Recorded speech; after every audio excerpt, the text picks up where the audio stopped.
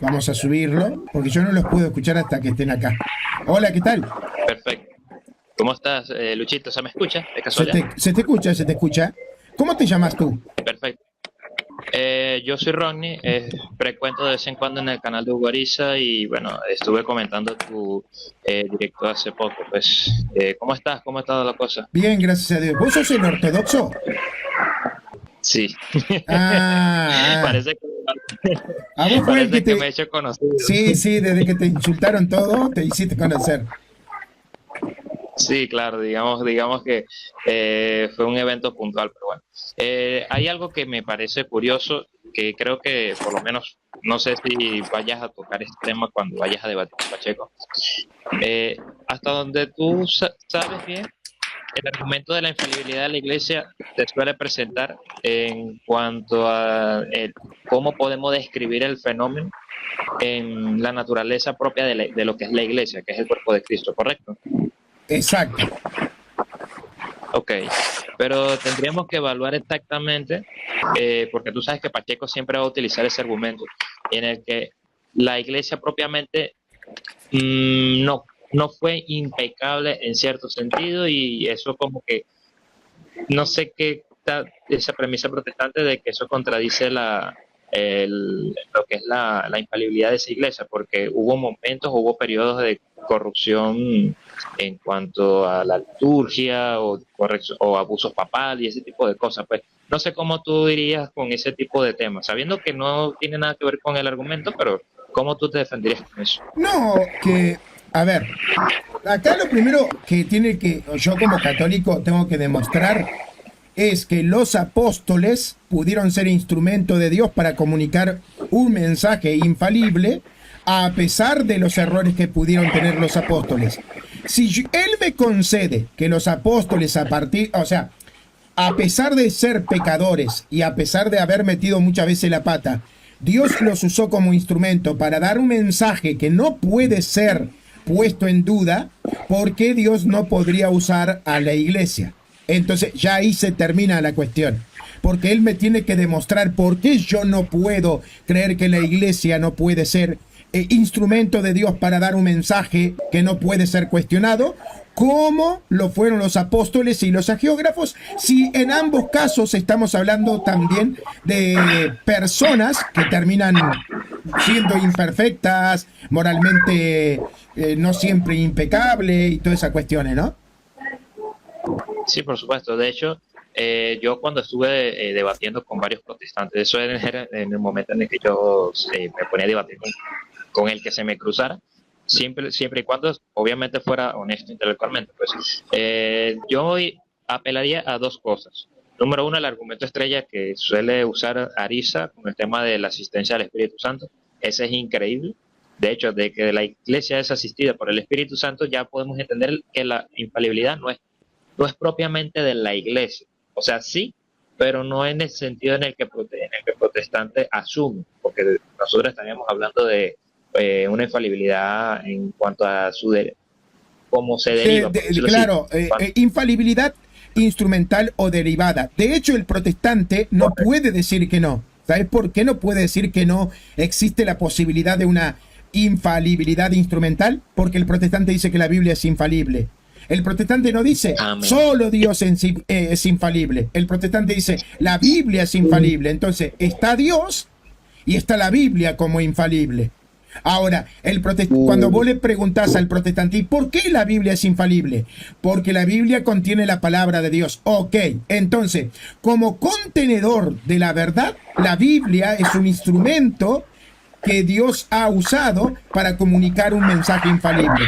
De la misma forma la iglesia. Yo puedo demostrar que Amén. la iglesia también, como contenedora de la verdad y predicadora de la verdad, puede ser instrumentalmente infalible. Siempre desde el modo instrumental, ¿no? No desde la esencia o naturaleza propia de la iglesia.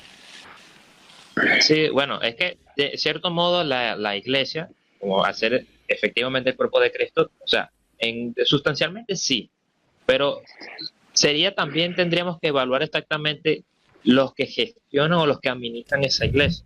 ahí esa sería otro tipo de discusión que creo que Pacheco te lo diría. Bueno, no solamente Pacheco, cualquier protestante te lo diría. Claro, pero Entonces tendrías que evaluar también eso, pues sí. claro, claro. Vamos a pasar al hermano acá, que subió también. Vamos a poner tiempo para no marear al ganso. Para, dame un segundito acá que estoy buscando una lapicera. Pues, no encuentro una lapicera.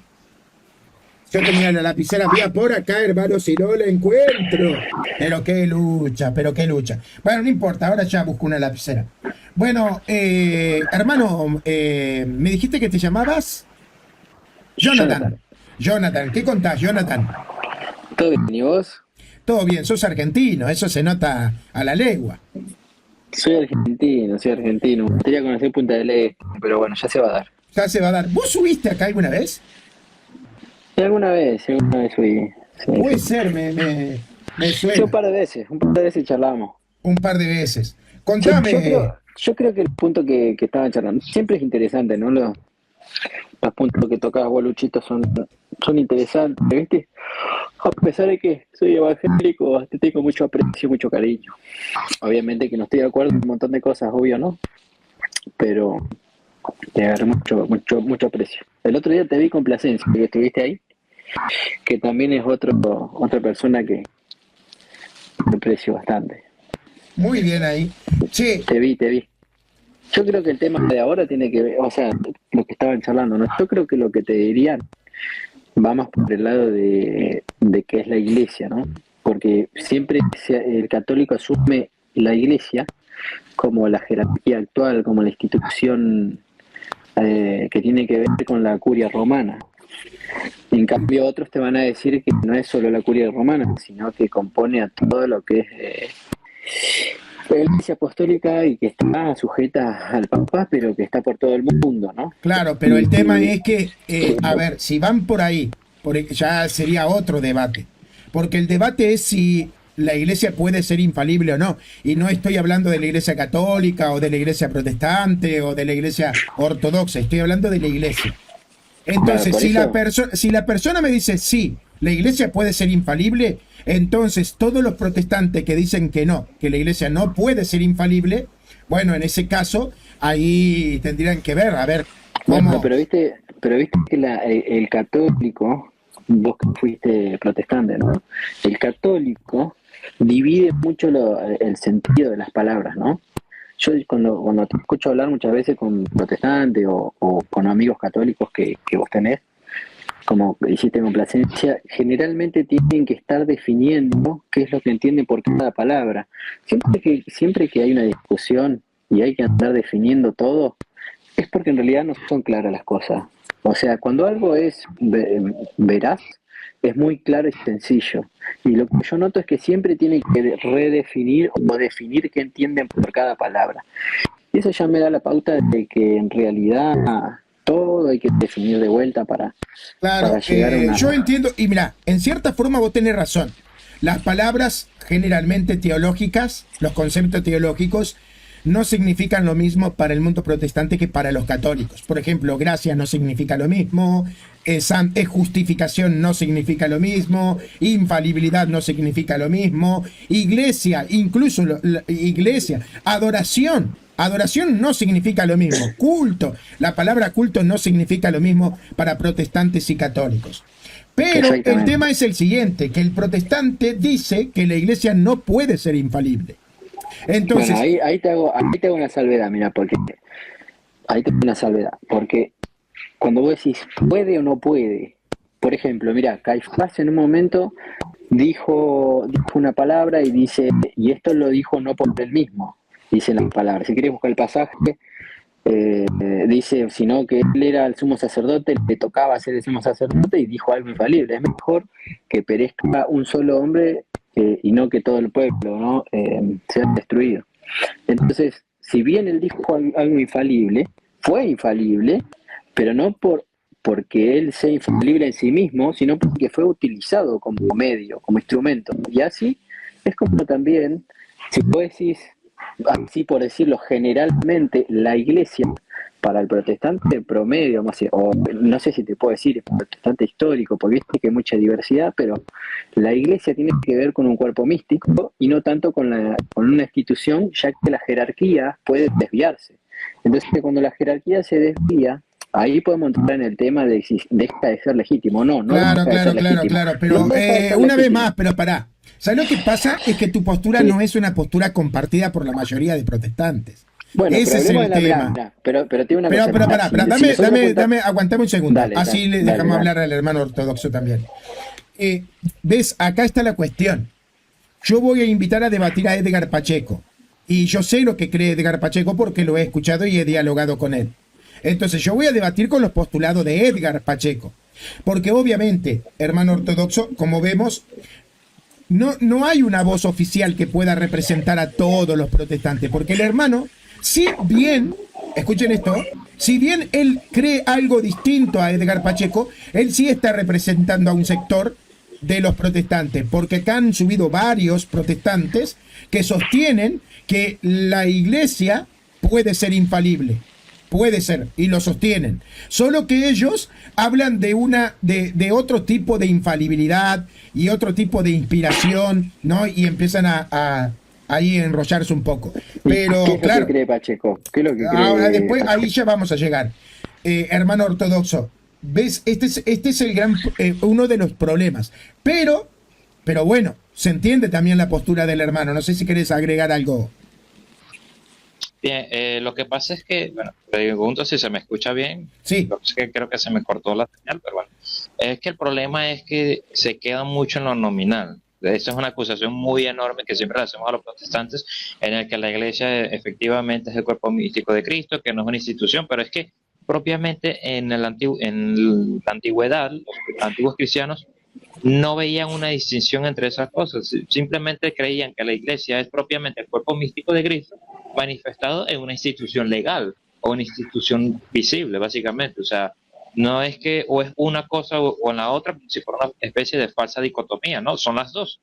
De hecho, la expresión máxima en cómo se puede manifestar esa iglesia invisible o ese cuerpo místico de Cristo es a través de las sedes apostólicas. Y las sedes apostólicas obviamente tienen un linaje de obispos que conectan a la época de los apóstoles o fundadores de distintas comunidades.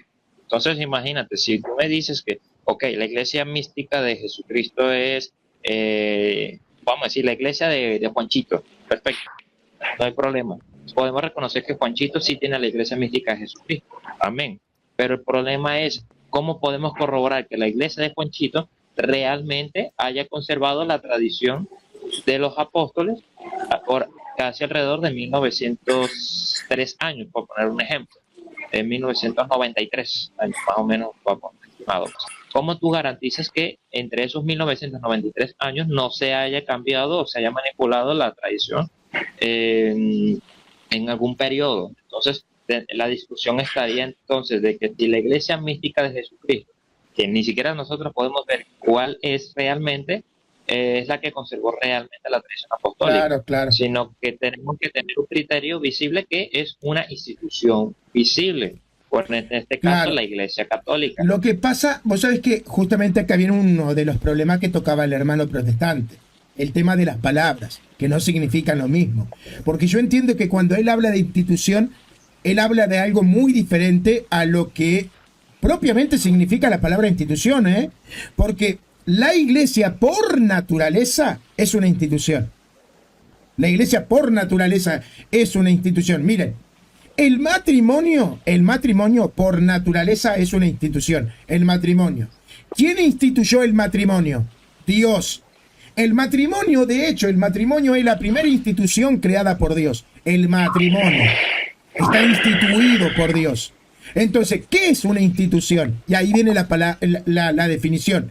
Institución para los católicos es aquello que recibe de Dios, en este caso una institución divina, recibe de Dios las normas, ¿verdad?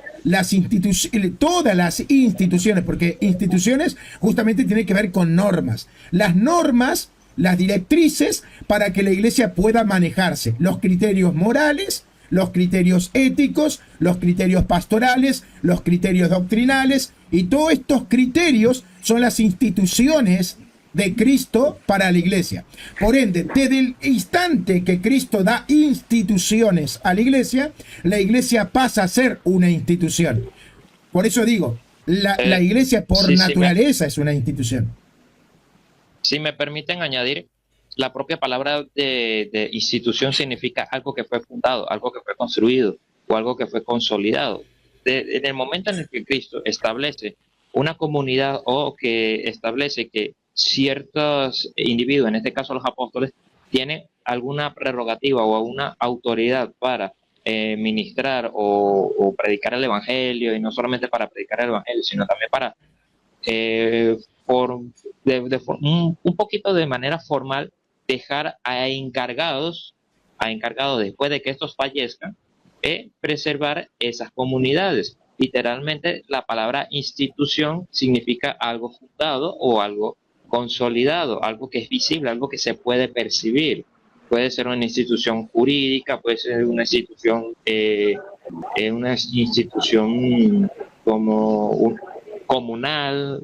O sea, ese tipo de cosas no es como si chocaran en definición una cosa u otra, es algo que simplemente fue constituido o fue fundado, y ya, pues esa es la palabra institución, pues, o una palabra instituido, como lo quieras tomar, pues. Entonces no es posible que, bueno, para no ser chocante ni nada de eso, que haya esa diferencia entre el protestantismo y el mundo católico, en este caso nosotros dos que compartimos casi la misma creencia, esa diferencia, porque al final de cuentas es algo que fue fundado. Claro, de hecho, para los reformadores, la iglesia es una institución. ¿Por qué? Porque, por ejemplo, el libro más vendido de Juan Calvino se llama justamente La institución de la religión cristiana. Así se llama, el libro de la institución de la religión cristiana. ¿Por qué se llama la institución cristiana? Porque el libro de Juan Calvino trata de todas las doctrinas que recibe la iglesia como institución divina. Así básicamente lo presenta Juan Calvino. Entonces, hermano, cuando vos decís que la iglesia no es una institución, hermano protestante, ¿a qué te referís con institución? Me gustaría saber.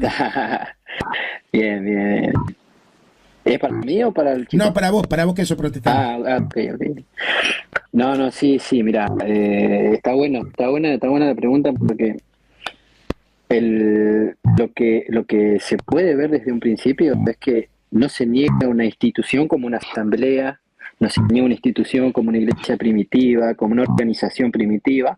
Lo que pasa es que el católico tiene por costumbre utilizar conceptos que no son inocentes, como católico, o sea, universal, como apropiándose de la iglesia primitiva, cuando en realidad de la iglesia primitiva surgieron muchos movimientos, etcétera.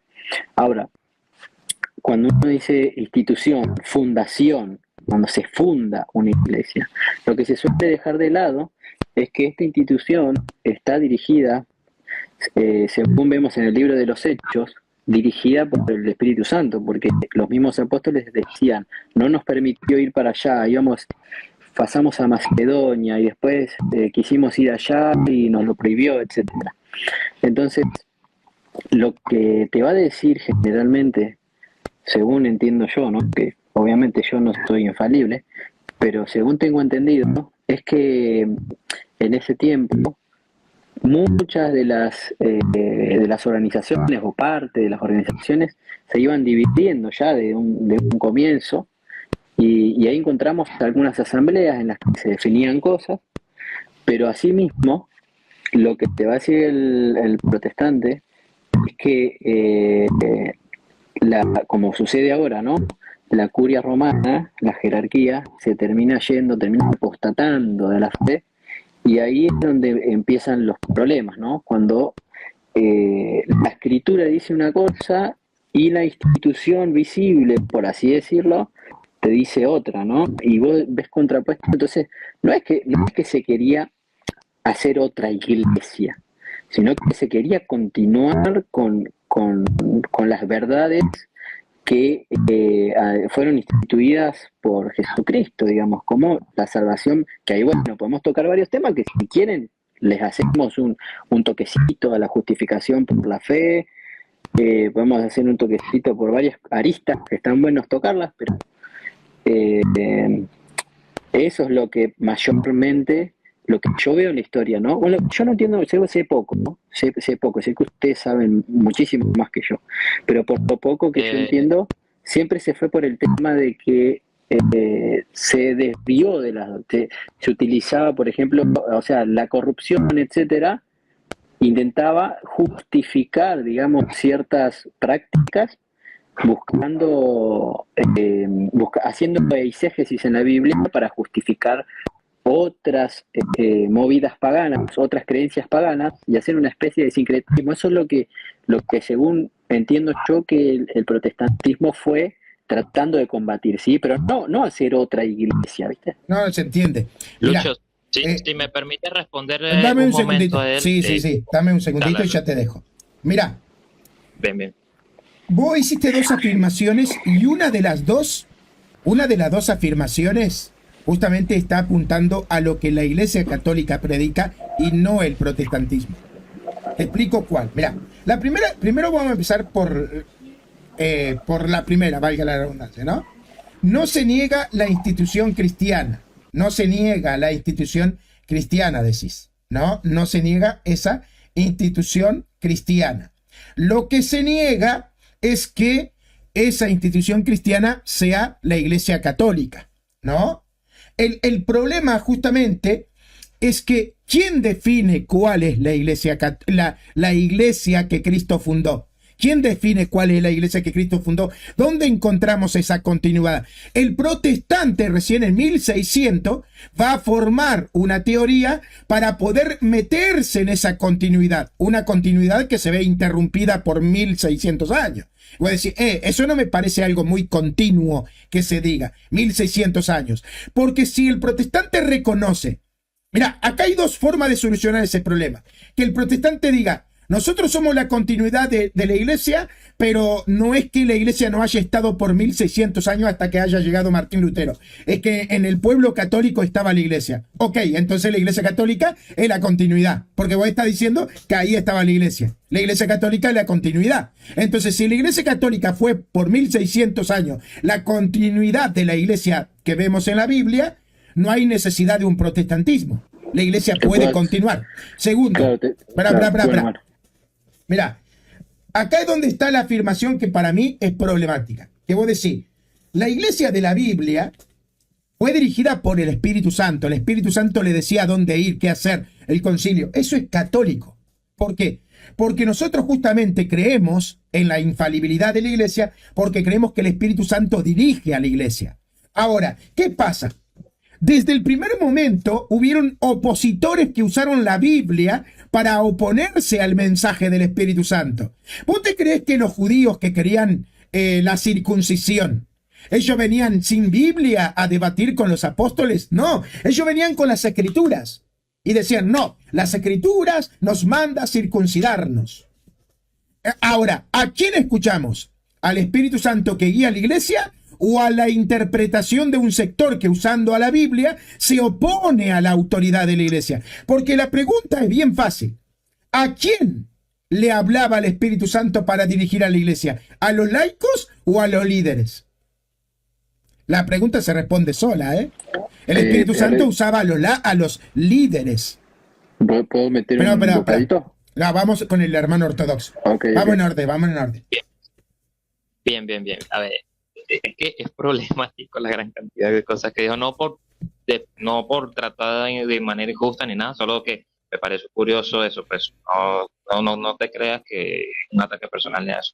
A ver, voy a partir con lo siguiente. Cuando nosotros vemos Hechos, si no me equivoco es Hechos 15, capítulo 15, versos 41 en adelante, y Hechos 16, casi todo Hechos 16 hiciste mención de eso, pues. Déjame decirte que eso también lo podemos ver en las cartas de los Corintios, si no me equivoco, y también en las cartas a los Efesios, espero no estar equivocado, en el que el mismo Pablo le estuvo diciendo a las iglesias de ese entonces que había ciertos territorios que no podía adentrarse, y no era propiamente porque el Espíritu Santo no lo guiaba o lo guiaba, no, nada que ver con eso, sino que ya en esas comunidades que propiamente no ingresaba para predicar, ya habían comunidades cristianas, precisamente ya habían comunidades que fueron fundadas por apóstoles. De hecho, el mismo Pablo lo dice, no voy a ir a predicar sobre, perdón, no voy a ir a edificar sobre fundamento ajeno. O sea, que hubieron comunidades apostólicas ya fundadas por un apóstol en concreto, sea cual sea, de entre los 12, pero que ya habían comunidades cristianas allí. ¿Para que Pablo iba a ir a predicar en comunidades que ya habían cristianos? Yéndome por el contexto inmediato del texto. Luego, me dices que el protestantismo trataba de volver a predicar lo que se perdió por apostasía, pero el problema del protestantismo es que en ningún momento vamos a ubicarnos en tiempo y espacio y lugar en qué punto la Iglesia Católica apostató.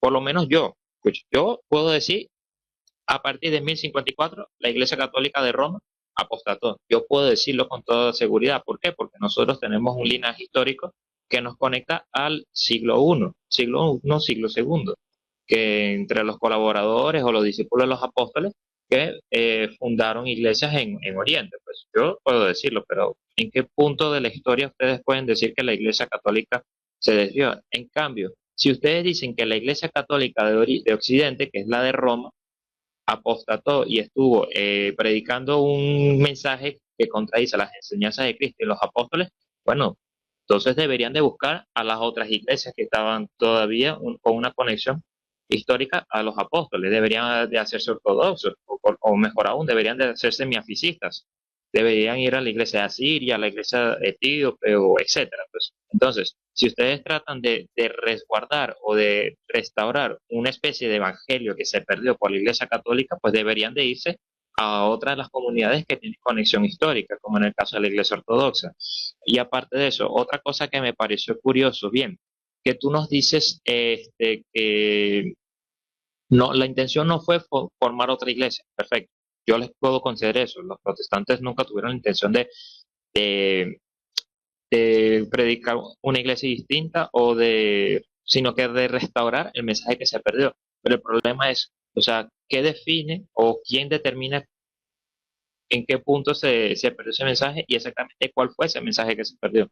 Porque a final de cuentas, la Iglesia Católica, y esto le voy a dar un punto a Luchito. Luchito tiene ese buen punto de que la Iglesia Católica fue la causa instrumental del por qué hubo un periodo de altísimo cristianismo, no solamente en Occidente, sino que también en América, gracias a los católicos romanos que llegaron a América y obviamente no fue un saqueo, como algunos dicen en la leyenda negra, sino que fue un simplemente intercambio cultural.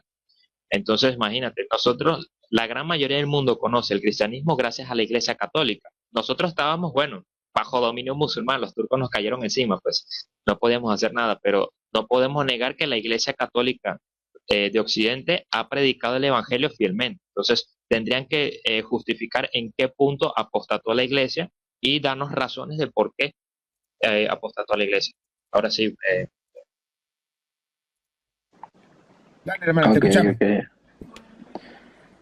ok. Bueno, como primer punto, vamos para lo que decía Luchito.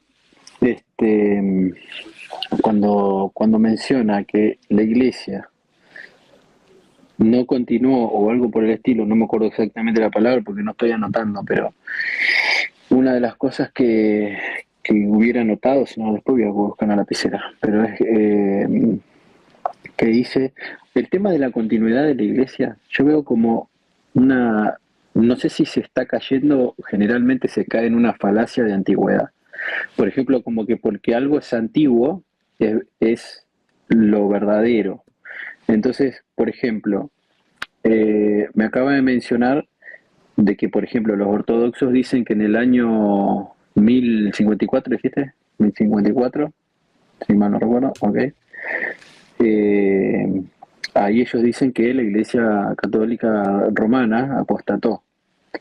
Entonces, ahí vamos a encontrar una similitud, ¿no? Donde ellos venían históricamente y de repente en un momento dicen que apostata la Iglesia Católica Apostólica Romana y el protestantismo va a decir que apostata aproximadamente en el 1500, ¿no? 1600. La similitud está en el tema de la apostasía, ¿no? Y la continuidad en la Iglesia, como lo creo yo que lo ve el protestante histórico, es que en realidad la iglesia, la continuidad está dentro de lo que es el Espíritu Santo. Por ejemplo, ¿cómo te lo explico eso? Por ejemplo, cuando una comunidad, digamos, se desvía de los principios, por ejemplo, en el caso del protestantismo sería las 5 solas, ¿no? Se desvía de las 5 solas, las bases fundamentales de la salvación.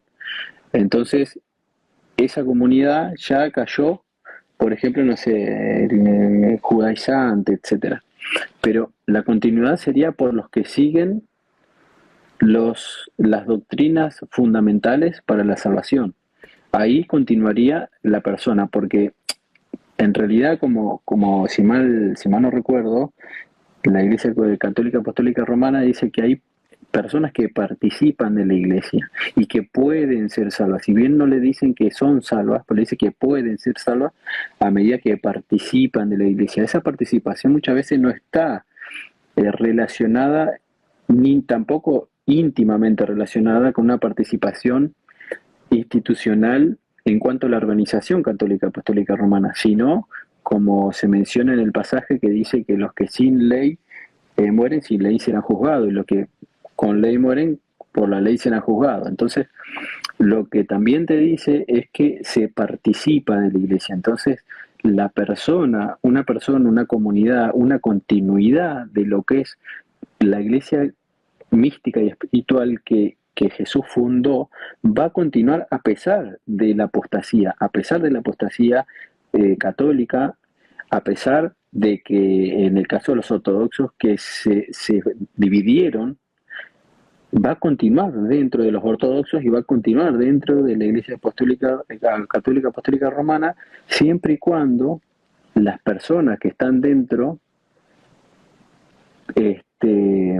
continúen con esa línea espiritual, ¿sí? Participen, porque si la jerarquía tanto de uno, por ejemplo, el católico apostólico romano te va a decir que los ortodoxos hicieron cisma, están en cisma, y los ortodoxos te van a decir que los católicos apostólicos romanos apostataron. Ahora, dentro de las dos comunidades va a haber una continuidad respecto a la salvación, respecto al que participa en la iglesia. Por eso es que la iglesia se la roga al catolicismo apostólico romano, pero en realidad en cuanto a la definición más profunda y más sencilla también a la vez, tiene que ver con lo que dijo Jesucristo, que tiene que ver, que atañe a lo que es la salvación última, a la manifestación de la salvación que ya es en la eternidad, ¿no? Porque el protestante también cree que es salvo ahora, y el católico piensa que va a ser salvo. Y esas son dos cosas diferentes. Los ortodoxos no sé bien cómo creen eso, pero si lo creen igual que los católicos apostólicos romanos, ¿no? Que la salvación es progresiva, o sea que cuando a través de la gracia y de las obras van a lograr la salvación, si Dios se lo permite, que eso es lo que me había comentado Lucho en un momento. Entonces la continuidad, para cerrar, la continuidad de la iglesia para el protestante histórico iría tanto en la ortodoxa como en la católica apostólica y romana, pero a través no de la organización, no porque estás dentro de la organización como Judas, por ejemplo, era legítimo, estaba dentro de la organización, hacía milagros, hacía un montón de cosas, pero se fue para el otro lado. Entonces, estando dentro de la Iglesia Católica Apostólica Romana, de donde salió el protestantismo, estando en la Iglesia Ortodoxa, había gente ahí, personas que eran de Dios, que eran de Cristo de verdad. A pesar de que algunas cosas las creían quizá en algún momento de una manera errada o no, pero dentro de esas comunidades había personas que eran Judas, por así decirlo, como las aberraciones que sabemos de la historia, ¿no? Pero dentro de la comunidad, como te puede decir el católico apostólico romano, te puede decir, hubieron papas que hicieron cosas terribles, pero era legítimo. Y la iglesia continuó. Después se fue ese papa, vino uno mejor, etcétera, etcétera. Pero dentro de esas comunidades, y dentro de las comunidades ortodoxas y dentro de las comunidades protestantes, hay personas que tienen la continuidad, que es lo que lleva el sello de que va a hacer que la persona pueda ser salva. Eso es lo que pienso que el protestantismo histórico va Ok. a creer. Creo que, claro, que pasa que estás tocando temas que no tienen que ver con el punto. Porque, ¿qué pasa? Vos estás hablando en cuanto a la salvación. En cuanto a la salvación, Dios puede salvar a un protestante, Dios puede salvar a un ortodoxo, Dios puede salvar a un católico. No estamos hablando de si Dios puede o no puede salvar. Estamos hablando de la continuación de la doctrina verdadera. Y esto no tiene que ver si vos sos salvo sosteniendo un error teológico o no, porque hasta los católicos creemos que una persona sosteniendo un error teológico podría ser salvo. Acá estamos hablando de quién tiene la continuidad legal y autoridad divina para representar al cristianismo y enseñar lo que todo cristiano debe de cumplir. Y ahí está el chimichurri del asunto. Mira, vos decís que nosotros acudimos a una falacia de antigüedad, porque decimos, cuanto más antiguo, más verdadero. No, nosotros no estamos diciendo que la Iglesia Católica o la Iglesia Ortodoxa es verdadera por ser más antigua. Lo que nosotros estamos es planteando un problema que el protestante debe de resolver. ¿Dónde estaba la institución legal con la autoridad verdadera, con la asistencia del Espíritu Santo para enseñar la verdad durante los 1600 años hasta que apareció el protestantismo? Esa es la cuestión que nosotros ponemos y queremos una respuesta. ¿Dónde estaba? O sea, ¿no había una iglesia asistida por el Espíritu Santo para enseñar a la verdad? No había esa iglesia, no existía esa iglesia asistida por el Espíritu Santo para enseñar correctamente la verdad. O sea, es el protestantismo que después dice, escuchen, durante 1600 años no están escuchando la voz del Espíritu Santo y nosotros vamos a escuchar la voz del Espíritu Santo. Esa es la cuestión. Mira, vos decís, la Iglesia Católica apostató, por eso el protestantismo empieza a predicar la verdad, ¿no? Pero ¿y por qué las doctrinas protestantes no están en toda la historia, ni siquiera en la propia Biblia? La sola escritura, la sola gracia, la sola fide, no existen esas doctrinas. No le enseñaron los padres de la iglesia, no le enseñó el apóstol Pablo, no le enseñó el apóstol Pedro, o sea, no le enseñó Cristo. Nadie enseñó esas doctrinas. Entonces vos no podés decir que el estándar para saber qué iglesia es apóstata o no son la sola escritura y la sola fide y la sola gracia, que son doctrinas de los protestantes de 1600. Mirá, vos buscás en internet y ponés, ¿cuándo nacen las 5 solas? Martín Lutero. Punto. Porque antes no existían. Entonces, ¿cómo puede ser un conjunto de doctrinas que nacen 1600 años después de la fundación el estándar para ver qué iglesia es apóstata o no? Ese es el gran problema que nosotros vemos en el protestantismo. Y es lo que nosotros le pedimos al protestante que responda y que justifique. Y que el católico entiende que el protestante, por más que quiere justificar sus doctrinas, no las puede justificar al punto de decir, el protestante tiene razón. No sé qué piensa el hermano ortodoxo. Bien, yo opino exactamente lo mismo. De hecho, lo que me hizo gracia de que, ok, el criterio visible para saber que una persona está propiamente dentro de la iglesia y tiene la legitimidad doctrinal es a base de las 5 solas, cuando precisamente las 5 solas son una petición de principio. ¿Por qué? Porque precisamente no encontramos esos índices de las 5 solas en ningún punto de la tradición antigua. Es más, no existía las 5 solas en todo el primer milenio. Todo eso lo vemos como una innovación tardía del decimosexto siglo. En el siglo XVI, que es el siglo donde surgió el protestantismo, hace como 500, 600 años. Entonces no podemos encontrar la continuidad de saber en qué punto de la historia se predicó las 5 solas. Lo que podemos encontrar es la interpretación que le dieron los padres reformadores a base de su interpretación de la Biblia, en el que sacan esas conclusiones. Ellos no pueden demostrar las 5 solas más allá de presuponerlas. De hecho, por eso mismo es que yo me quejo mucho de algo que es la Academia de Presuposicionalista de Cornelio Bantil, uno de los protestantes calvinistas más conocidos del siglo XIX, si no me equivoco, siglo XIX-XX, en el que apeló al presuposicionalismo. Es exactamente lo que estamos viendo con la gran mayoría de los protestantes, porque ellos no pueden demostrar más allá de tener que dar por hecho de que esas doctrinas era lo que creían los apóstoles. Pero si nosotros nos vamos a las directrices de lo que es el criterio histórico, el criterio de coherencia y el criterio de Descartes, no podemos ver ni un solo índice de las doctrinas protestantes más allá de su punto de origen, que es el siglo sexto, que es en la época en la que Lutero básicamente apostató de la Iglesia Católica. Ahora, algo que me pareció curioso es, ok, la falacia de apelación a la antigüedad. Bien, el problema es, primero, nosotros no afirmamos que porque somos más antiguos somos verdaderos. Eso sí sería una falacia de apelación a la antigüedad.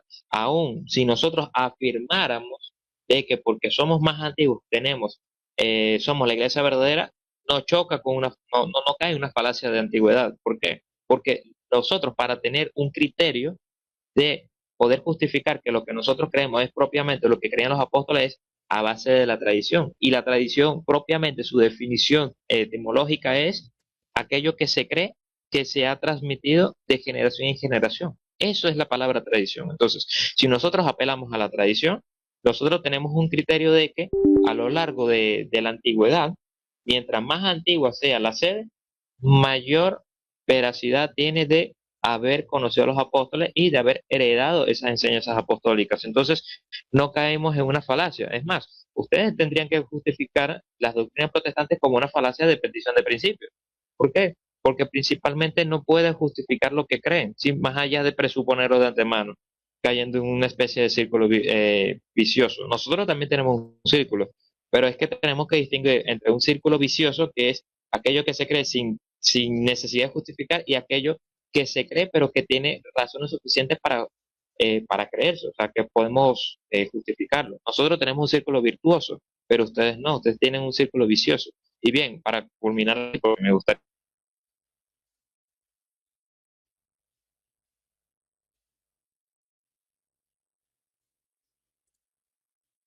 X o Y, no importa eso, pero creo que se me está cayendo la señal, pero bueno, X. Sí, no. Me puse a descargar algo y se fue a la B la señal. Bueno, no hay problema, no hay problema. Entonces, nada más te digo, o sea, ok, si tu problema es de que la Iglesia Católica Romana apostató, ¿por qué no te haces ortodoxo? O mejor aún, si tú dices, ok, que la Iglesia Católica en su conjunto, independientemente si es la sede de Roma, si es la sede de Alejandría, Antioquía, etcétera, apostató porque estuvieron bajo el poder del emperador Constantino, ya que ese es un argumento que utilizan mucho los protestantes, porque no se hacen etíopes, porque los etíopes jamás estuvieron bajo poder del emperador romano. Entonces, si quieren tener un criterio para justificar lo que creen, tienen que demostrarlo con pruebas. ¿Por qué? Porque cito al mismo apóstol Pablo. Creo que es el 1 Corintios capítulo 14, que dice, si Jesucristo no resucitó, entonces vana es nuestra fe, porque el apóstol Pablo está apelando a que nosotros tenemos que tener un criterio visible o algo que justifique lo que creemos. Entonces, si el ortodoxo, en este caso yo, y el católico, en este caso Luchito, tienen un criterio para justificar lo que cree, ¿dónde queda el criterio del protestantismo? No, muy bueno lo que está diciendo el hermano ortodoxo, muy bueno. Sí, muchas gracias a San Benedetto, que mandó un huesito para la olla, y a Elizabeth Morales, que también mandó un huesito para la olla. Y Elizabeth mandó ayer, y San Benedetto mandó ahora recién un huesito para la olla. Como saben, nosotros estamos saliendo a repartir comida a los indigentes, a las personas que están en situación de la calle. Nos hace muy feliz. Y ¿saben qué, hermanos? Nos gozamos en cómo los indigentes están leyendo los mensajes que les ponemos en las tapas de los recipientes. Le escribimos una frase y le ponemos cosas como, por ejemplo, la Lore, porque la Lore le pone un mensaje, ¿no? Entonces le pone, por más que el mundo te haya olvidado, acuérdate, Dios no te olvida jamás. Cristo te ama, hay esperanza. Cosas así, ¿no? Mensajes así.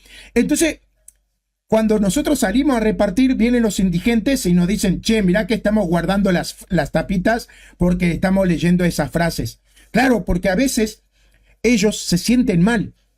Vos los ves, porque a mí me pasa, ¿no? Que yo lo veía por la calle y yo decía, pero escúchame, uno se enferma, uno se engripa y estos siempre andan ahí como que son de fierro. No. había la otra vuelta, había uno que no podía respirar.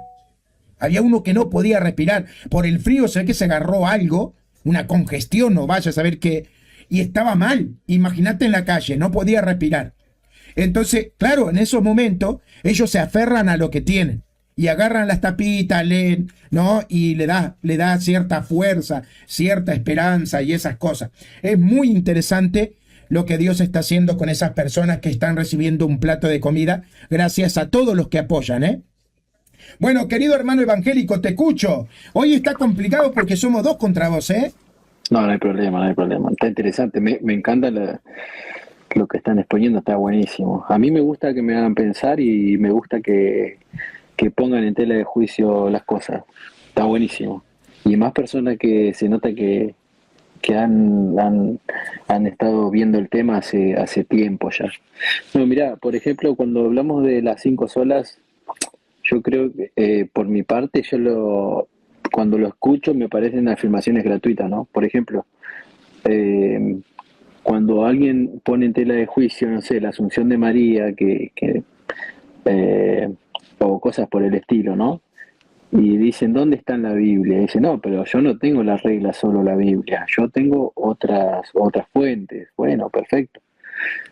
Pero si yo te digo, no, eso no está en la Biblia, entonces ya lo descarto, por ejemplo, ¿no? Entonces, cuando alguien hace una afirmación de dicen las 5 solas, la justificación por la fe, la sola escritura, y no lo pueden defender o no lo pueden justificar, a mí me parece que por lo menos, como se le pide a veces al protestante, bueno, a ver, decime dónde no dice, decime dónde dice tal cosa, ¿no? Y a eso se le pide mucho al protestante, pero cuando hablan de las 5 solas, por ejemplo, hacen afirmaciones como no lo pueden decir, no está en la Biblia. Y bueno, decime dónde no está en la Biblia. Así es como que el católico te responde de esa forma, ¿no?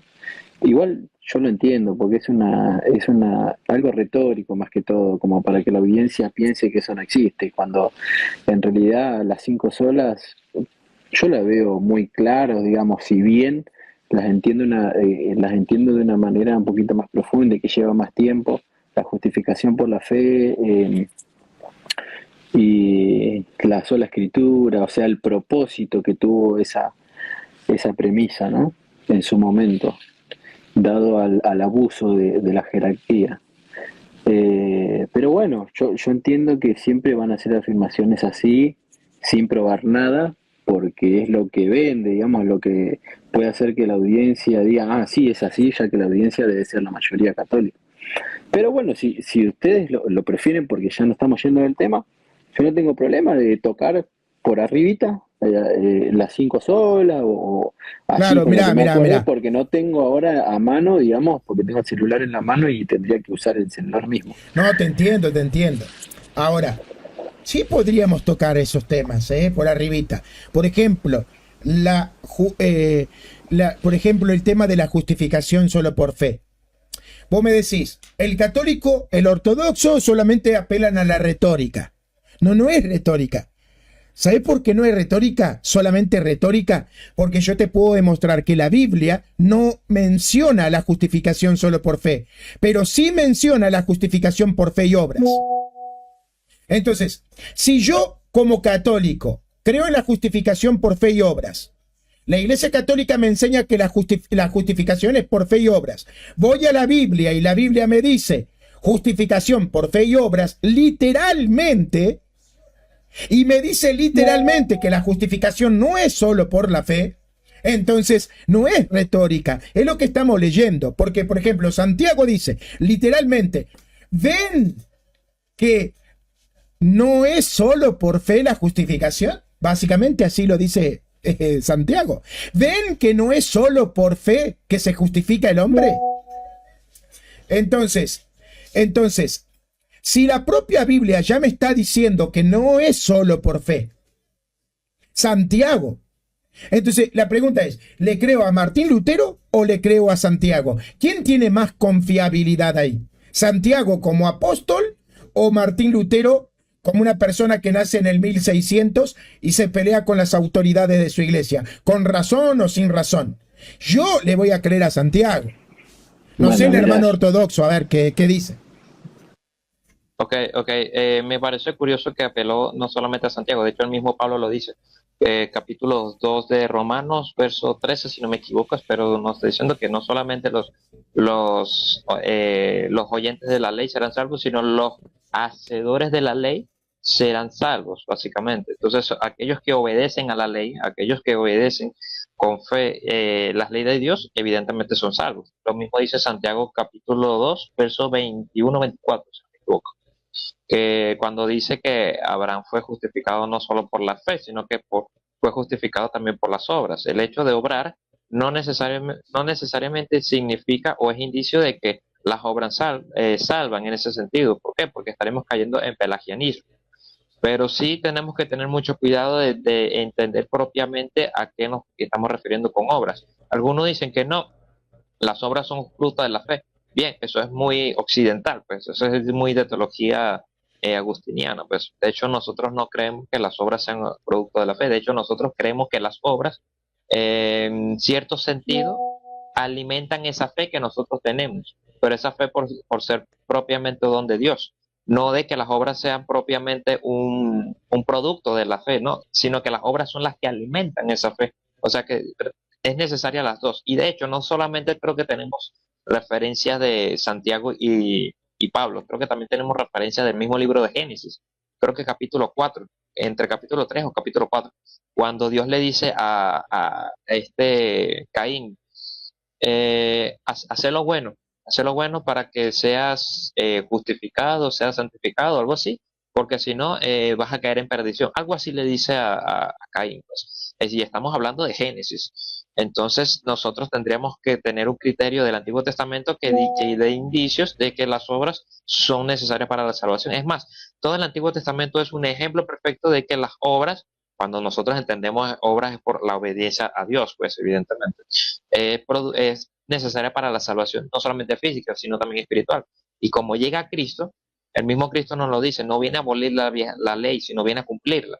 O sea que si nosotros estamos siendo partícipes del cuerpo místico de Jesucristo y de su naturaleza divina, según dice el apóstol Pedro en 2 de Pedro 1:4, que nosotros participamos en la naturaleza divina por medio de las promesas de Dios, entonces no hay nada que nos garantice de que las obras dejen de ser necesarias para la salvación, cuando propiamente todo trabaja en un mismo conjunto.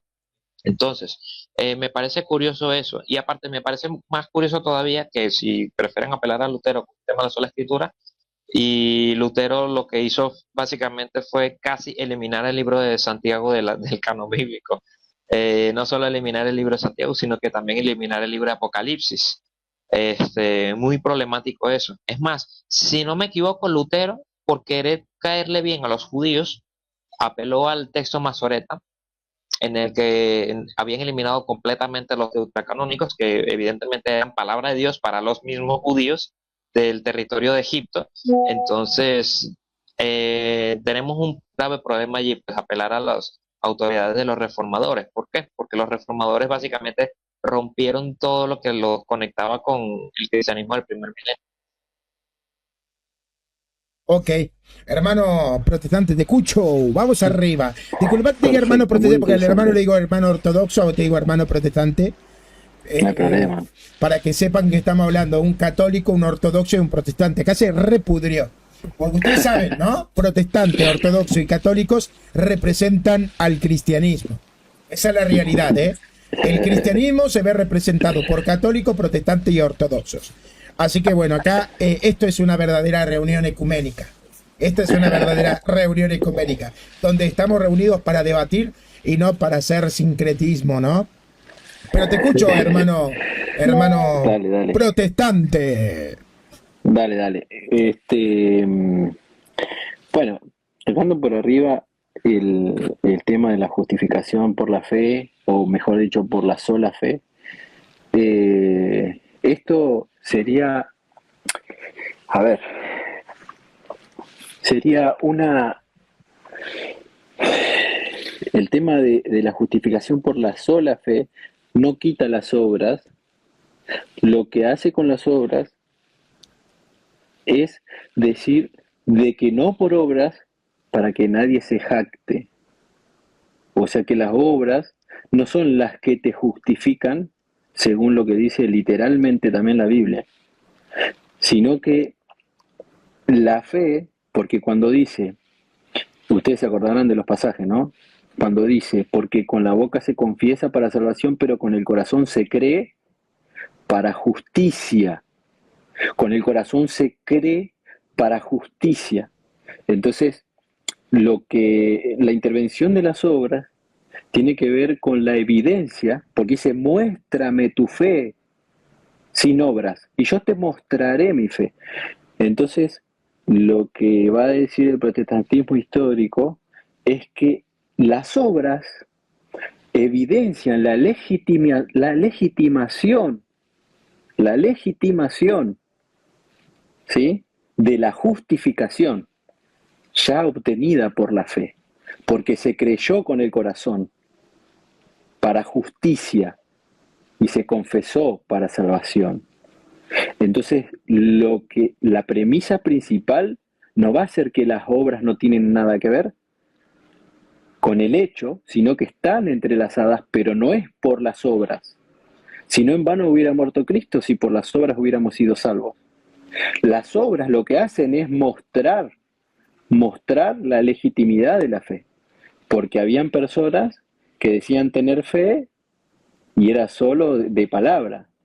Y esto lo podemos ver en algo en el que el catolicismo, bueno, por lo menos los amigos católicos como Lucho, que yo escucho, y algunos otros, que dicen, por ejemplo, que hay algunas personas en la Biblia que han sido acepciones a la regla. Pero bueno, en mi caso, en eso discrepo porque no los veo como acepciones a la regla, sino como que los veo que están perfectamente entrelazados con lo que estoy diciendo. O sea, con el corazón creyeron para justicia.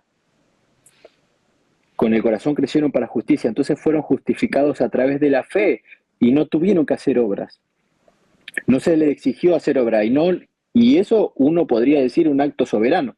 Pero bueno, si yo no encontrara todas estas evidencias que estoy mencionando, que obviamente estamos tocando el punto por arribita, entonces bueno, esa va a ser mi defensa con respecto a la salvación, a la justificación por la sola fe.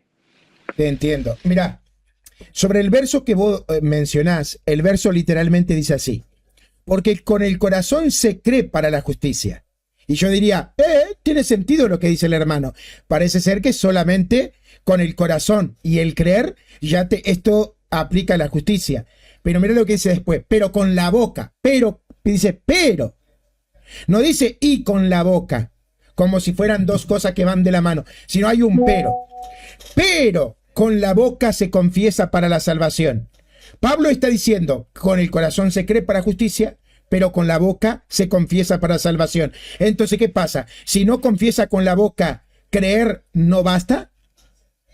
Porque acá no dice, el apóstol Pablo no dice, muchachos, los que confesaron con la boca es porque primero creyeron con el corazón. No dice, confesar con la boca es consecuencia inmediata de haber creído con el corazón. Porque acá hay una pregunta que hay que resolver.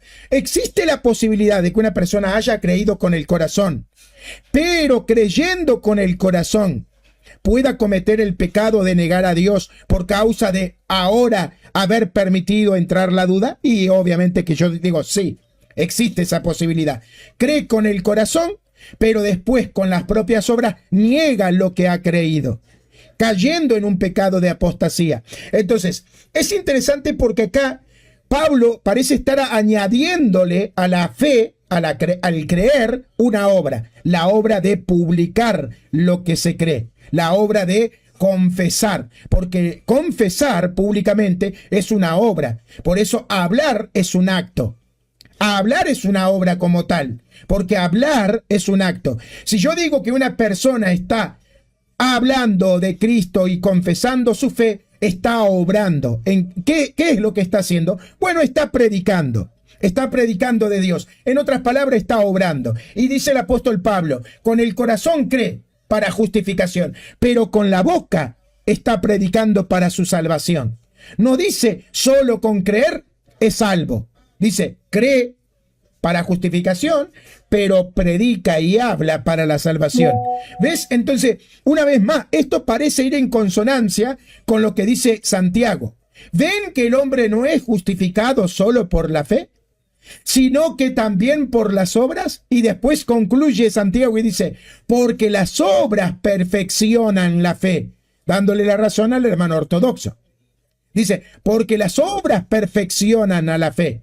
Entonces, yo veo en la Biblia la noción de la fe es un don de Dios, pero yo por medio de obrar perfecciono ese don que Dios me ha dado. Pero las obras las tengo que poner yo. Obviamente que con la fuerza de Dios y el poder del Espíritu Santo. Pero no es que yo voy a actuar de forma robótica y automática, como cuando vos le decís al lavarropa, lava, enjuaga y centrifuga. Y entonces el lavarropa va a lavar, va a enjuagar y después va a centrifugar. La fe no actúa de esa manera como, yo tengo fe, entonces voy a actuar de forma mecánica. Porque si fuera así, entonces no existiría la apostasía. Porque la apostasía es negar la fe. ¿Cómo puedo yo negar la fe si yo una vez que recibo la fe voy a actuar de forma correcta siempre? Voy a actuar de forma correcta siempre porque la fe me puso en modo automático. Yo no puedo hacer obras malas, no puedo negar mi fe, no puedo hacer nada de eso porque la fe automáticamente, estoy en modo automático. Yo no veo eso en la Biblia, querido hermano ortodoxo, no sé qué decís vos. Eso está fuerte, ¿oíste? Eso está fuertísimo. ¿Por qué? Porque dentro de los pasajes que podemos ver en el Nuevo Testamento, o sea, yo ya hice mención del Nuevo Testamento, pero tengo que hacer mención del Nuevo. Es que, ok, esta dice, por tu fe eres salvado. Eso lo dice a la mujer del flujo de sangre, por tu fe has sido salvado. Se lo dice al ciego, por tu fe has sido salvado. Se le dice al paralítico, etcétera. Perfecto. Nosotros aceptamos que por la fe somos salvos. O sea, no hay ninguna discrepancia entre una cosa u otra, pero vamos a ver, la misma mujer del flujo de sangre, el hecho de por haber salido corriendo entre miles de personas para tocar el manto de Jesucristo fue salvada porque ella actuó en consecuencia, o sea, ella fue la que estuvo obrando para ser salva. Entonces, imagínate tú, eso tiene mucho más sentido con lo que dice Santiago, en que el tema de que la justificación, y ojo, estamos utilizando la palabra justificar, que es la misma frase que está en griego, que se me olvidó cómo era la frase en griego, pero la misma frase que utiliza en griego Santiago la utiliza Pablo. Entonces, primero tenemos que entender lo que dice Pablo. Pablo está negando que las obras salven en cuanto entendemos de que está hablando de las obras de la ley. O sea que si tú obedeces la ley y ya haces lo que la ley dice, eres salvo. Cuando no, generalmente eso es lo que ya nosotros estamos en contra. Nosotros apelamos a que si nosotros somos fiel a la ley, en sentido de que somos fiel a lo que Dios ha establecido, vamos a ser salvos.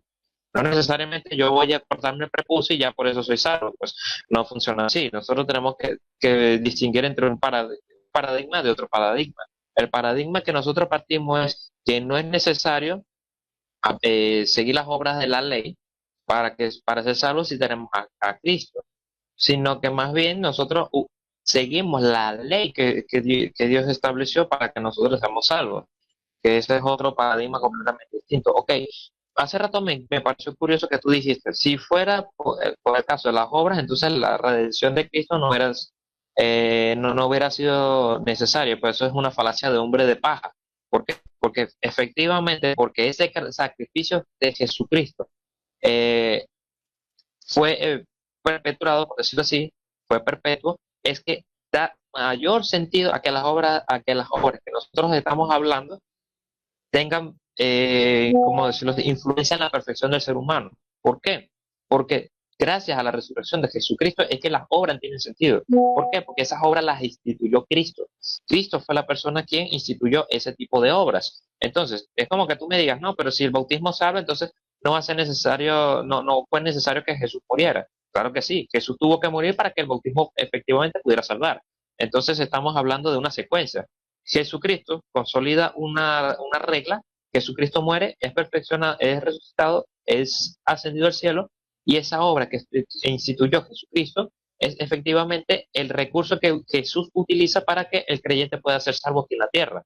Evidentemente, todo tiene sentido. Por eso es que para nosotros no se nos hace ningún problema que las obras salven, pero más problemático tienen los protestantes porque asumen que son dos cosas que se contradicen entre sí, cuando mm, realmente no es así.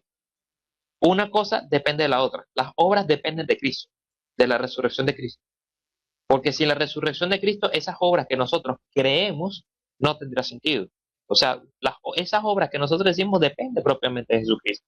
Y creo que te saltaste un poquito lo que yo te dije hace rato, que, ok, si el tema de la justificación exclusivamente por la fe fuera real, entonces, ¿qué podemos hacer con el resto de los apóstoles que estuvieron en contra de eso? Como en el caso de Santiago. Porque, te recuerdo, Martín Lutero intentó eliminar Santiago del Nuevo Testamento. Bueno, ¿me toca? Bueno, es que en realidad no se disocia las obras así. El tema que el católico está acostumbrado, digamos, a... Por ahí yo entiendo que por ahí hay evangélicos que te van a decir, te van a hablar de las obras como que si estuviera totalmente desligado.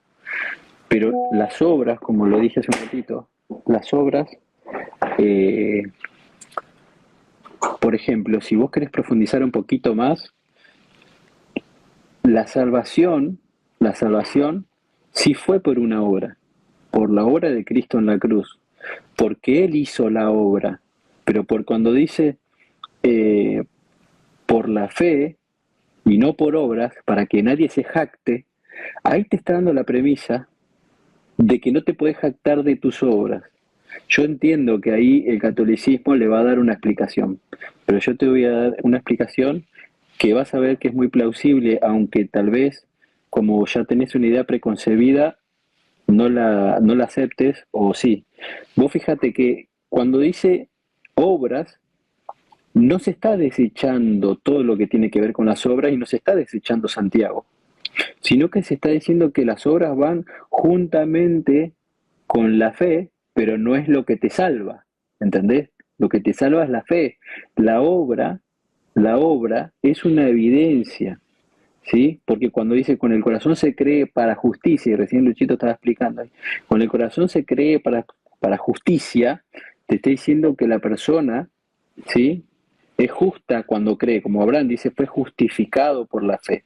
Ahora, cuando Santiago te dice que también fue justificado por las obras, cuando vos lees eso ahí, no que no solamente te está diciendo algo muy especial, porque cuando Jesús hizo la obra, a vos ya lo único, para no jactarte, lo único que te queda es depender de la gracia, de la justificación, a través de vos depositar tu fe en la obra de Jesucristo. Y ahí tenés la obra, la fe y las obras. ¿Las obras de quién? De Cristo en la cruz. La obra de Cristo en la cruz. Entonces, ahí estaría cerrado el tema, ¿no? Después, lo que tiene que ver con Lutero, lo que tiene que ver con lo que hizo Lutero, si quiso sacar Santiago y todas esas cuestiones, bueno, está bueno el tema, pero bueno, podríamos charlar en otro momento. Yo prefiero muchas veces no darle mucho, porque me parece una falacia, una falacia ad hominem, ¿no? Si yo digo, no, porque lo dijo Lutero, no, porque lo dijo Calvino, no, porque lo dijo, no sé, Wycliffe. Entonces, a mí me parece que siempre está mejor apelar a la escritura, porque bueno, obviamente yo pienso que cuando se habló del tema de la sola escritura, y ahí pasaríamos ya a otro tema, porque creo que ya se vieron las posturas de cada uno, cuando pasamos a, tal vez no pueden estar de acuerdo quizá con lo que les estoy diciendo, pero bueno,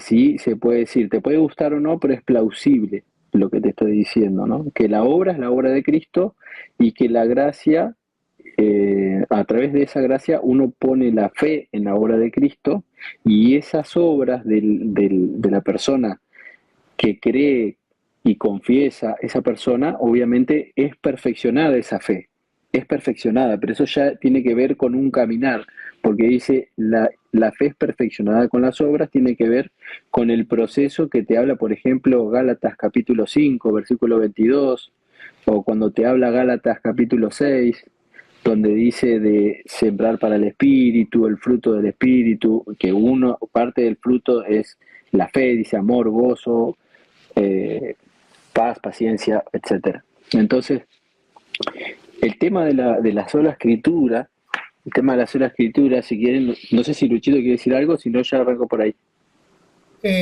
Mirá, para ir cerrando este tema, vamos a mostrar un verso que literalmente dice que la salvación va a ser consecuencia de las obras también. Porque claro, acá es donde se cae una especie de dicotomía. Si Cristo te salvó, entonces las obras no te pueden salvar. Y es una especie de dicotomía. ¿Por qué? Porque el católico no niega que la salvación la da Dios. ¿En qué sentido Dios da la salvación? Que el hombre no estaba en la carrera de la salvación. El hombre no podía estar en ese camino de la salvación y en la carrera de la salvación porque el hombre no tenía con qué estar en ese camino de salvación. Porque el hombre está separado de Dios, en enemistad con Dios. No tiene la gracia, no tiene los dones suficientes para estar en el camino de la salvación. ¿Qué es lo que hace Cristo? Cristo toma al hombre y lo pone en el camino de la salvación. Dice, vos antes no podías correr la carrera. Vos no podías correr la carrera porque vos no tenías con qué. Pero ¿sabés qué? Yo te voy a salvar poniéndote en la carrera y dándote todo lo que vos necesitas para poder correrla. Pero el que va a correr sos vos. Entonces, Cristo nos salvó en el sentido de que Él nos pone en la carrera. Y Cristo nos salvó en el sentido de que Él nos limpia de todos los pecados que nosotros teníamos y que nos impedía recibir las gracias de Dios. Cristo nos salva y nos pone en la carrera. Ahora nosotros tenemos que correr. Por eso el apóstol Pablo dice, he corrido la buena batalla. Mira lo que dice el propio apóstol Pablo. Dice, porque el que siembra para su carne, de la carne segará corrupción, mas el que siembra para el espíritu, del espíritu segará la vida eterna. O sea, literalmente el apóstol Pablo está diciendo, el que trabaja para la carne segará corrupción, pero el que trabaja para el espíritu va a recibir la vida eterna. El que trabaja para el espíritu. ¿Qué va a recibir el que trabaja para el espíritu? Vida eterna. Literalmente el apóstol Pablo dice, trabajen para el espíritu y recibirán vida eterna. ¿Pero cómo? ¿No es que ya tienen la vida eterna según los protestantes? ¿Por qué el apóstol Pablo le diría, muchachos, ustedes ya tienen la vida eterna? Así que no hay necesidad de trabajar para recibir algo que ya tienen.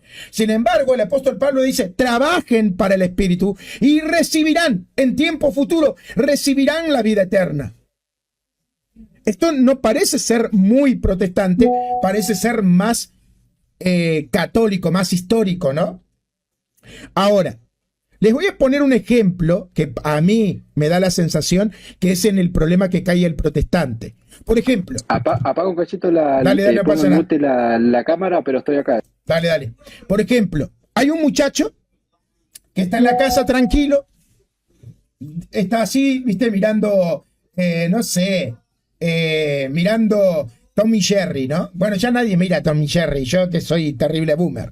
Bueno, viene alguien y le dice, mirá que dentro de 3 días tenés una prueba en el colegio. No me jodas, dice. Y ahí se pone las pilas y empieza a estudiar. La pregunta es, el muchacho cuando salve la prueba, ¿la va a salvar por lo que lo movió a estudiar, que fue la noticia?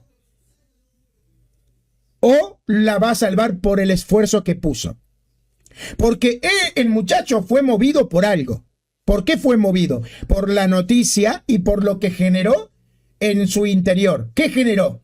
Preocupación, generó la necesidad de estudiar. Ahora, cuando vaya a salvar el examen, el maestro va a decir, tu examen está salvado porque vos te moviste por lo que movió tu preocupación y tu necesidad de trabajar, o lo que salva el examen es que vos hiciste todas las pruebas y las salvaste. Entonces, de alguna forma, nosotros podríamos hablar de 2 cosas que trabajan como sinergia, ¿no? La parte interior y también la parte exterior. Y una cosa no necesariamente lleva a la otra. No necesariamente. ¿Qué quiere decir? Que sí, lo que vos sentís te mueve, pero no necesariamente te lleva a actuar. ¿Por qué? Porque vos podés decir que no. Por eso, todos los pastores van a pedirle a los esposos que se esfuercen en tener un mejor matrimonio. La pregunta es, ¿le están pidiendo al esposo que ame? ¿O le están diciendo, vos que amás tenés que trabajar más en el amor? Porque si yo digo que una persona de forma automática actúa por tener un sentimiento, por tener fe, por tener amor y esto, entonces yo no tengo la necesidad de decirle a un esposo, tenés que preocuparte más con tu matrimonio. Porque si yo creo que él ama, pues él de forma automática va a hacer todo lo que la esposa desea que él haga. Ahora, yo no creo que eso sea lo que nosotros vemos. Nosotros vemos que a pesar de amar a una persona, vos tenés que esforzarte para poder justificar ese amor. Pero no es que necesariamente el amor te vaya a llevar a hacerlo. Si vos no pones gana, no le metés esfuerzo, no le metés esmero, solamente amar no te va a levantar de la cama. Tenés que poner de tu esfuerzo. Y ahí es donde yo creo que el protestante comete un error. Porque nosotros no decimos que la fe de alguna forma no te mueve a hacer obras.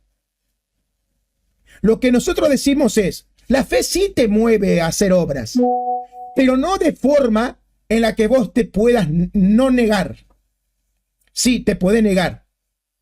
Entonces, vos lo que tenés que hacer es hacerle caso a la fe y al impulso divino y actuar. La justificación son por las obras. La razón que te lleva a actuar para la justificación es la fe. La fe es el primer motor. Las obras es lo que vos necesitas para poder justificarte. Las obras. La fe te mueve. Las obras son las que te van a terminar justificando. Ahora, ¿en qué sentido? Acá tenemos que matizar. ¿En qué sentido te van a justificar? Porque, a ver, miren, acá es algo que es bastante, a veces, engorroso explicar. Pero voy a tratar de ser claro y no tomar mucho tiempo. ¿Quién es el que, quién es el que termina dándole valor a un examen? ¿El muchacho que estudió o la profesora que le dio la valoración? O sea, de alguna forma, la mujer, la profesora que le da valor a un estudio, lo tiene que hacer porque de forma, vamos a decir así que intrínseca, el valor está en el escrito que presentó el muchacho. Porque si no sería injusticia. Si yo digo que este examen es de 10, pero en realidad lo que está allí en el examen, en el escrito, es completamente un error, entonces mi valoración es un error. Yo estoy dándole un valor que el escrito no tiene. Entonces, la forma legal la va a dar el profesor. Pero de alguna forma, la forma legal se va a basar también en lo que el muchacho presente. Entonces, así también actúa Cristo. Cristo es el que va a decir, escúchame, vos estás justificado. Yo te justifico, porque yo te pongo el sello. Pero para yo justificarte, he visto tus obras, he visto tu fe, he visto tu perseverancia, he visto tu constancia, he visto tus lágrimas, he visto tu esfuerzo, he visto que has caído, pero he visto que te has levantado. Por lo tanto, en base a lo que vos mismo has sembrado, con mi gracia, con mi poder, con mi ayuda, porque si no seríamos pelagianos, yo acá digo, estás justificado. Y te doy permiso a entrar al reino de Dios. Es más, yo te meto al reino de Dios. Yo creo que ahí es donde el protestante patina bastante. No sé qué pensás vos, hermano ortodoxo, y cambiamos el tema para la sola escritura. Sí, sí. Por el tema de la sola escritura, no voy a parar de ahí para hablar de otra cosa después. Pero me parece muy curioso que todo esto, al final de cuentas, parte de esa teología agustiniana. ¿Por qué? Porque la mayoría del protestantismo y la mayoría de las problemáticas, porque tengo que decirlo por los nombres que son problemáticas, que vemos dentro del protestantismo, siempre son a razón de la teología de San Agustín. ¿Por qué? Primero, la gran mayoría de los protestantes se identifican como discípulos de San Agustín, por decirlo así, de que toda su teología es agustiniana. Pero el problema es que nosotros, los que somos de Oriente, pues, en este caso, como nosotros nunca chocamos, nunca compramos y tampoco adoptamos la teología agustiniana, vemos que la gran mayoría de todo eso que presenta tanto el catolicismo romano como el protestantismo es innovación. No concuerda para nada con lo que se creyó en la antigüedad, porque asumen de que, okay, de que el pecado es como una imputación legal de que por la caída del hombre, por medio de Abraham, de Adán, somos injustos y, o sea, tiene mucho cargo penal, mucho cargo judicial, etcétera, el lenguaje judicial que de hecho eso fue lo que adoptó Lutero, por eso es que Lutero apela a la justificación como un sentido de que nosotros somos justos ante Dios, cuando propiamente nosotros entendemos el pecado como algo de una enfermedad. Nosotros nos enfermamos por culpa de Adán, pues básicamente lo que heredamos de Adán es la enfermedad y la muerte, pues la condición de que nosotros somos impuros, no de que nosotros somos injustos. Es más, desde que ustedes presuponen el pecado original de San Agustín de Hipona, es que comienza toda esa problemática de protestantismo, toda esa especie de verborrea de la sola fide y demás, cuando todo eso, al final de cuentas, es una interpretación que le dio San Agustín para respetar a Pelasio. Entonces, lo que yo veo aquí es que este paradigma de protestante, para poder justificar la gran mayoría de las solas, es a base de la teología de San Agustín, que fue la teología que Occidente abrazó. Entonces, si nosotros pudiéramos matizar qué es lo que quiso decir San Agustín en ese momento que estuvo debatiendo con Pelagio, se acaba el protestantismo, que ya el protestantismo perdería básicamente el pilar que lo soporta, porque la sola escritura dice que la única autoridad infalible es la escritura. ¿Por qué? Porque el resto de las autoridades, en este caso la iglesia, por ser conformada por hombres y demás, que cayeron en el pecado, ellos pudieron haber mal interpretado y demás. Cuando la Biblia no, la Biblia es palabra de Dios, por lo tanto no se puede equivocar. Lo mismo pasa con la sola fide, pasa con la sola gratia, con la sola Deo gloria, o con el solo Cristo.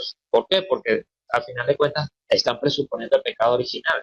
Presupone de que el ser humano, al haber caído en el pecado, de que están muertos en votación legal, jurídica, como dijo San Agustín, es imposible para el ser humano siquiera poder interpretar la Biblia correctamente. Pero desde que nosotros ni siquiera compartimos ese paradigma, nosotros vemos que toda esa es una interpretación es como muy novo, pues. No sé qué me dirían ustedes aquí. Sí, de hecho creo que sí, Bueno, sí. pero voy a darle 2 minutos al hermano protestante. Me tengo que ir porque ya está la cena, me voy a cenar con mi familia. Y bueno, otro día continuamos esta charla, ¿eh? Yo sí me voy a retirar. Me gustaría escucharlo, pero quiero hacer otras cosas. Dale. De verdad, muchísimas Bueno, gracias. voy a ser breve. Estás invitado para la próxima.